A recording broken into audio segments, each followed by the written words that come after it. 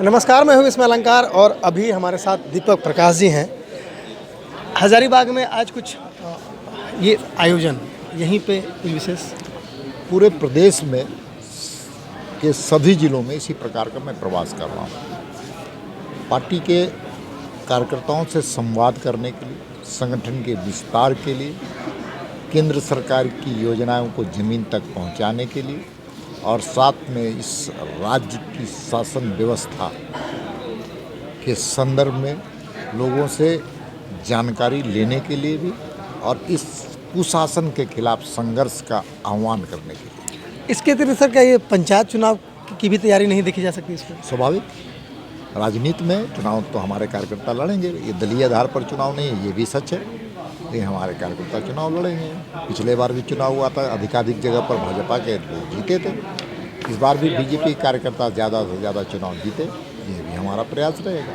अगर इस बार चूँकि दलगत नहीं है तो क्या इससे कुछ लाभ कहें या हानि कहें, ऐसा कुछ होगा या कैसे निपटेगी पार्टी? लोकतंत्र का सबसे खूबसूरत पहलू है कि लोकतांत्रिक संस्थाओं में, संवैधानिक संस्थाओं में अधिकाधिक लोग पार्टी के वैचारिक विषयों को लेकर जो काम करते हैं, वैसे कार्यकर्ता चुनाव जीत करके समाज की सेवा करें। चाहे वो खेल संघ हो, चाहे वो जनप्रतिनिधि किसी निर्वाचन क्षेत्र से जीत कर जाता हो, या किसी प्रकार से किसी तरीके से समाज की सेवा करने का उसको अवसर मिले, उस लाभ से वंचित पार्टी के कार्यकर्ता को नहीं होना चाहिए। सर 4 विधानसभा को अभी आपने ये कर लिया है, सदर एक बचा हुआ है। क्या देखा, क्या कमियां देखी हैं, क्या ठीक करने की ज़रूरत है? देखिए, यहाँ पर ज़मीन भारतीय जनता पार्टी की है। यहाँ की ज़मीन भारतीय जनता पार्टी के लिए उर्वरा है।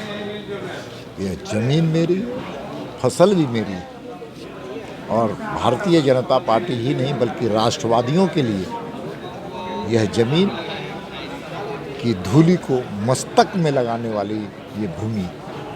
मतलब कुछ ठीक करना है बाकी चारों विधानसभा को, कि सब चीज़ ठीक है?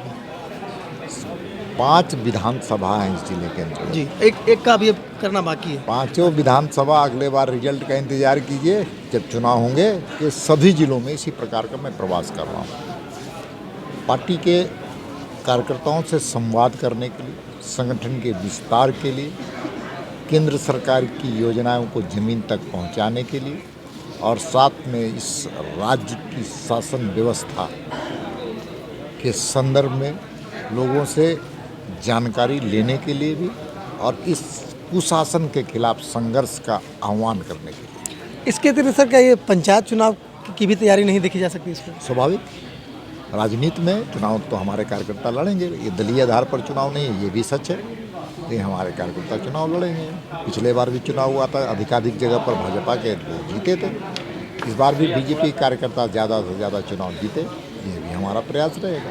अगर इस बार चूँकि दलगत नहीं है तो क्या इससे कुछ लाभ कहें या हानि कहें, ऐसा कुछ होगा या कैसे निपटेगी पार्टी? लोकतंत्र का सबसे खूबसूरत पहलू है कि लोकतांत्रिक संस्थाओं में, संवैधानिक संस्थाओं में अधिकाधिक लोग पार्टी के वैचारिक विषयों को लेकर जो काम करते हैं, वैसे कार्यकर्ता चुनाव जीत करके समाज की सेवा करें। चाहे वो खेल संघ हो, चाहे वो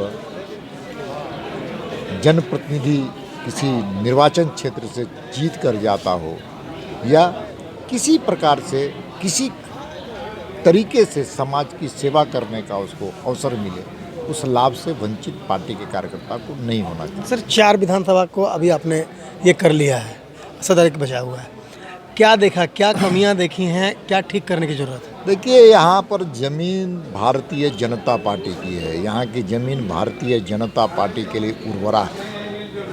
यह ज़मीन मेरी, फसल भी मेरी, और भारतीय जनता पार्टी ही नहीं बल्कि राष्ट्रवादियों के लिए यह ज़मीन की धूलि को मस्तक में लगाने वाली ये भूमि।